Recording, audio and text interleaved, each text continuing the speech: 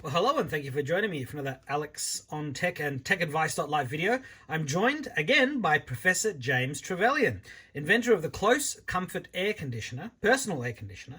It requires no tubes, no outside windows, no water, and it can even be used with the windows open. But let's start from the beginning and find out from you what exactly is the Close Comfort Air Conditioner and how does it differ from other air conditioners on the market?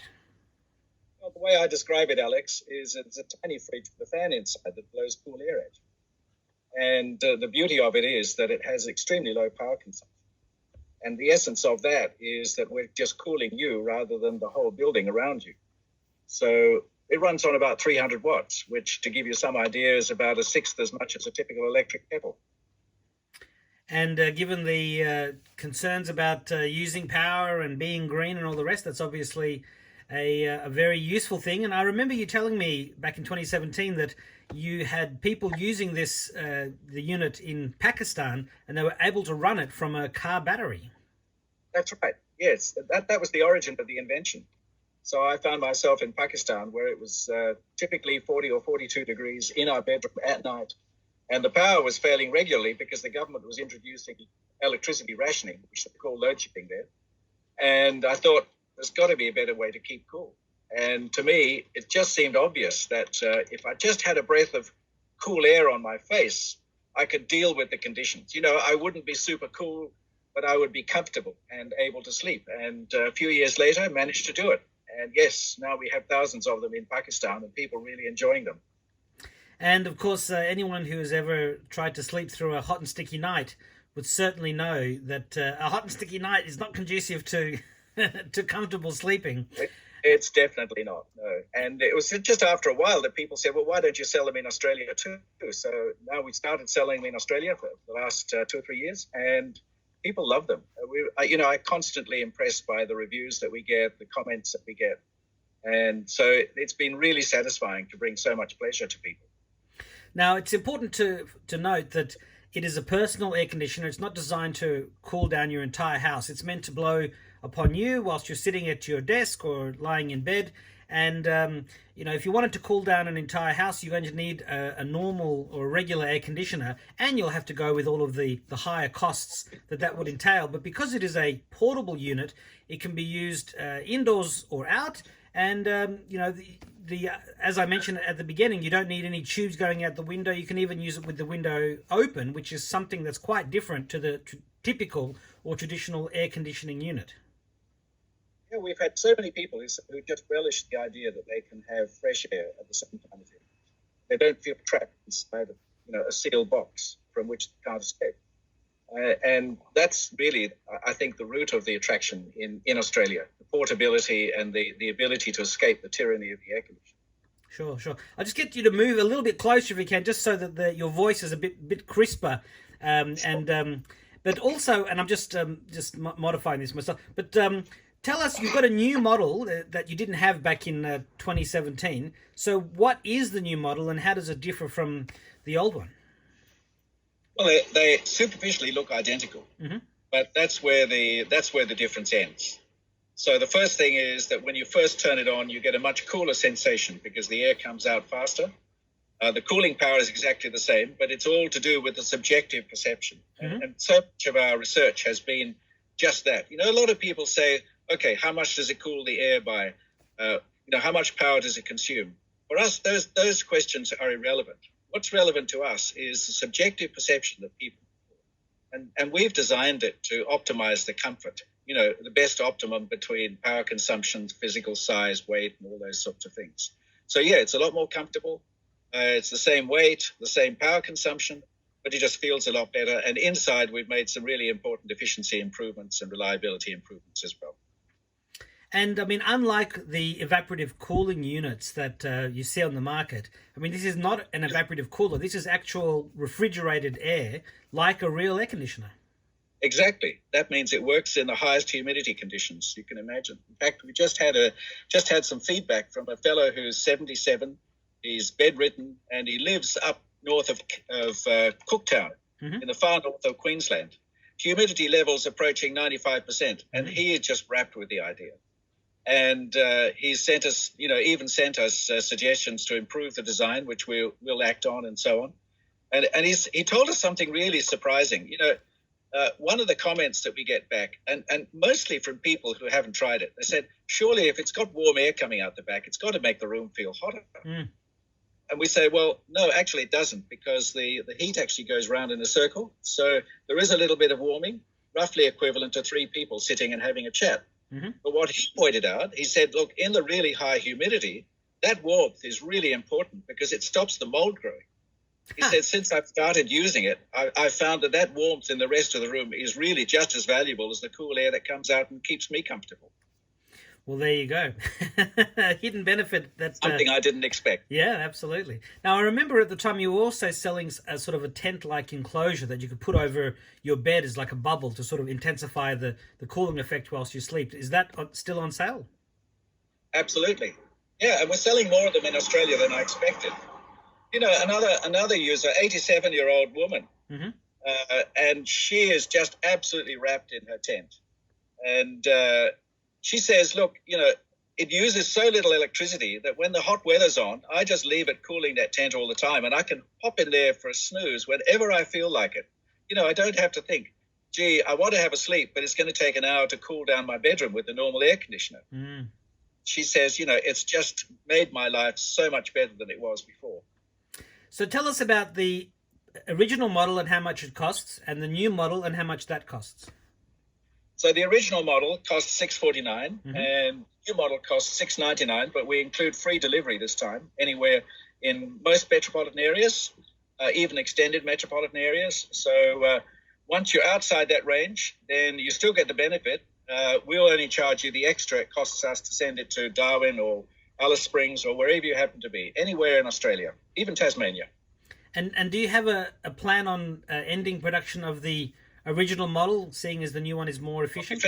We finished production of the old model. Yep. But we introduced a new model alongside this. It's called the Easy Focus. We call our main model Cool Focus, and that has the remote control, all the features and so on. Mm-hmm. Easy Focus is just dead simple. Open up the flaps and turn it on, and it starts.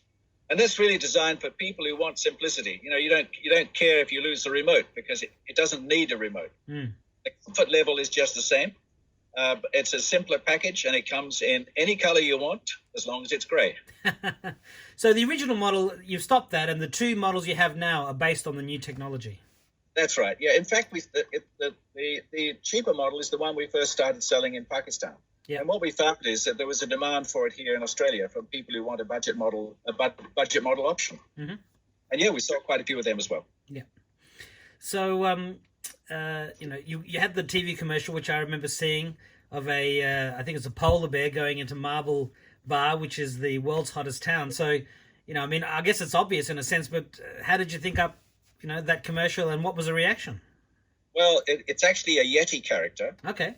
And the whole it was actually amazing, because our creative crew, they came up with this idea without realizing the incredible connections, because of course the Yeti's home is the Himalayas. Very cold. And this was invented in Islamabad, which is actually in the foothills of the Himalayas in Pakistan. Mm-hmm. And of course the agenda around our invention is not just keeping people cool in countries like Pakistan, Australia, and so on. It's all about making a real change about the way we go about cooling ourselves. 20th century air conditioning is literally cooking the planet. Mm. As more and more people hook up air conditioners, it's having quite a significant effect on global warming. And to the IPCC and others have become so concerned about this that there's been a new round of treaty negotiations to fix the problem. But that by itself is not sufficient. Really what we've got to do is reduce the energy consumption that we use to keep people. And at the moment, close comfort is out there being one of the most attractive solutions because it works in existing buildings.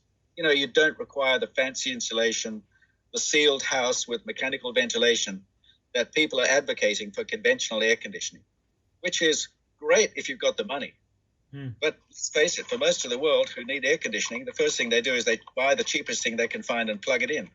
And that's what's causing chaos to electricity systems across Asia and Africa. So we have an alternative which people love, and we're getting it out there in the marketplace, and we'll be able to change the world for the better and much more sustainable. And often people buying the cheapest solution from the conventional air conditioners sort of discover that it doesn't do the right job. Well, not only that, it's not the cheapest solution. Yeah. The big selling point for us in Pakistan, and particularly even in Indonesia, is the electricity bill. It's interesting. In Australia, people are not really so concerned about electricity cost. Well, they are now, unfortunately, but historically, for sure, yes. They have to use the AC at home. Yeah. Sitting there all day, definitely, it's making a difference. But seriously, in Pakistan and India, in the summertime, it'll cost you about $250 a month just to cool your bedroom at night. You reduce that down to about $12 or $15. So that is an enormous improvement. And of course, that represents energy savings too. So yeah, and it's really interesting. People out there, they get the message. They get the message. It's better to buy something a little bit more expensive, knowing you're going to have long-term electricity savings. They're very smart. They know what's good for them, and they're gradually learning that close comfort is a really good proposition, particularly with the tent. The tent comes as a free extra when we sell it in Pakistan. Mm-hmm.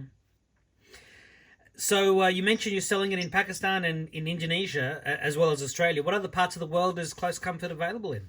So the other market we're in at the moment is Singapore. Mm-hmm. We're exploring other Southeast Asian regional markets. We know there's a huge demand for this in Europe, but we're a small company still. We have to go step by step, one step at a time. Sure. And of course, the other big market would be the US, which is about to hit summer as well. Absolutely. The US is really starting to run into serious issues now. I read a few months ago that in some Midwestern towns, as many as 20 to 30% of people simply can't pay their electricity bills in summer. So they just get disconnected. So you have the same issues there. And of course, the US has to reduce its energy consumption too. So one of the questions that I was wondering, you hear about the Dyson heaters and coolers, not that they have refrigerated cooling and they have HEPA filters. Does your unit have HEPA filtration? Well, that's a good question. No, it doesn't. But we realize that particularly in Southeast Asia, there's an incredible demand for air purification. So yes, we're working on air purification devices for our air conditioners. We probably will not use HEPA filtration because there's significant pressure drops and mechanical inefficiencies associated with that. Mm-hmm. There are other solutions that are just as good. And we're exploring those technologies at the moment. We're setting up prototypes and doing tests. So I expect within a year we'll have models out there with air purification. Sure. And in the meantime, people can buy, relatively inexpensive air purifiers that just focus on doing that one thing. And, there's nothing wrong with having a different device that keeps you cool. Exactly. And in Australia, most people have plenty of space. In Southeast Asia, people are living in much tighter spaces. So it's really valuable for them to have a device which does not only produces cool air when they need it, but also does air purification. Sure. And I guess, we're living in the age of the coronavirus. People are having hot and cold temperatures. It could be quite handy for people to have an air conditioning unit that's trying to keep them cool when they're sort of suffering from being unwell, which is, something that might be affecting a lot of us in the not too distant future, if not already. Well, look, I'm not a medical expert, but we just go by the comments of our customers. And so many of our customers have reported things like, I don't get that dry, itchy eye feeling any longer. Mm-hmm. I don't get skin problems. My breathing is improved. And look, we don't have explanations for this, but what we do know from our own personal experience with it is that you wake up feeling that much more refreshed than you do with conventional air conditioning. So I'm sure there are benefits, but I'm not a medical expert and we don't have the medical evidence. So I urge people to try it out for themselves. Sure. If you don't like it, you can always send it back. There's a 14-day full refund. And what sort of cleaning does the unit require? Well, this is the beauty of it. It's got 3 filters, and you just take them out and rinse them under the tap once every 2 weeks. You check them once every 2 weeks. I generally find that if you've got it in a bedroom situation, you do need to clean them every 2 weeks. But elsewhere in the home, 3 months, it's fine. And very, very. And so do you just rinse them and leave them out to dry? You can rinse them under the tap and just tap them, and the water falls off. That's fine. That's enough. You tap them with a towel. But we've never found the need to use detergents or anything like that. It's just so simple. Excellent. So I always finish with 3 questions. The third one is always about the future, and how do you think air conditioning will evolve over the next decade? Can you make the units any smaller yet more powerful and even more energy efficient, or does that require breaking laws of thermodynamics? Can't do that, and we've tried. But what do you think? Sorry, go on. You want to start with that question? What's going to happen with air conditioning? Yeah, how do you think the close comfort range will look in 10 years? Well, I think it's going to look more fancy, that's for sure. But seriously, here you're quite right. The second law of thermodynamics is what limits what you can do. Interestingly, there's been a global push in the last 2 years to try and break through some performance barriers. The Indian government and the Rocky Mountains Institute, I'm sure many of your listeners will be aware of the Rocky Mountains Institute. They've teamed up and they launched the Global Cooling Prize and got Richard Branson to give it a push. Mm-hmm. So the idea here is to send out to the very best research groups, manufacturers in the world, surely we can do better when it comes to the thermodynamic efficiency of air conditioners. We've had a close look at what's happened. Interestingly, we were ruled out because they set up the rules so that we wouldn't be able to compete. Oh. So, that was really interesting, but never mind. We've kept a close look at what's happening. And to be quite honest, I don't think there's any radical new technologies that are going to come out. The first thing it's important for your listeners to understand is that, and I've done research on this personally when I was at university, mm-hmm. the length of time it takes for a new technology from the first public demonstration to the point where it's widely available, and it's typically 30 or 40 years. Mm. The global warming issue is something we have to solve in the next 20 to 30 years. We don't have time for new technologies. And interesting ideas, new ideas like close comfort are much more likely to provide a solution. So my bet is we're going to see an awful lot more personal air conditioners. They won't all be close comforts. There'll be other manufacturers in there as well. Mm-hmm. But they will dominate the world's demand for cooling, particularly in Asia, Africa, and Middle East, and so on and so forth. We'll also see fancy systems. There are new technologies coming along that make conventional building air conditioning much better. For example, at the National University of Singapore, they've got a new system there which uses what they call tempered air conditioning. The idea is you don't do so much cooling, but you use overhead ceiling fans, one of the oldest technologies, mm-hmm. to amplify the apparent comfort. And this is the key, understanding comfort and what makes people comfortable. So they can dramatically reduce the energy consumption of new and existing office buildings that have large public spaces where you've got large numbers of people. The first thing we say is close comfort is not for cooling a crowd. Mm. It's for cooling one or two people. So we need these other technologies as well. So, yeah, we'll get on top of this. And I'm very confident that we can reduce air conditioning greenhouse emissions to zero with close comfort and other technologies that simply use existing ideas, existing technologies in new and smarter ways. And it's also a process of educating people, educating users, educating the general public. You don't need to cool those bricks. That's right, in your house. Now, I probably asked you this question back in 2017, but I'll ask it again anyway. What's the best piece of advice that you've ever received to help you get where you are today? Really interesting question. I have to say it's listening to my wife. She is my best source of advice. And, her family's from Pakistan, and if we hadn't been married in the first place, I would never have got to experience the conditions that led to this invention. Yeah, well, there you go.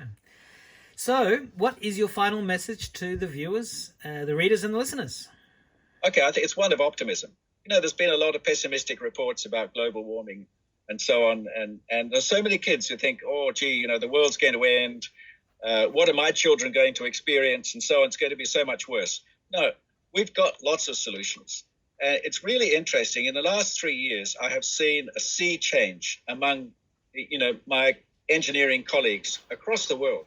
Mm-hmm. 3 years ago, they had to go to their management and say, look, I think we can be more efficient. We can be more greenhouse friendly. We can be more climate friendly.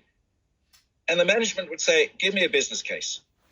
I need to see a business case before we'll let you have funding to do that. Mm. Now, boards of companies are saying, we have to do it. Don't worry about the business case. Get on and do it, and don't delay.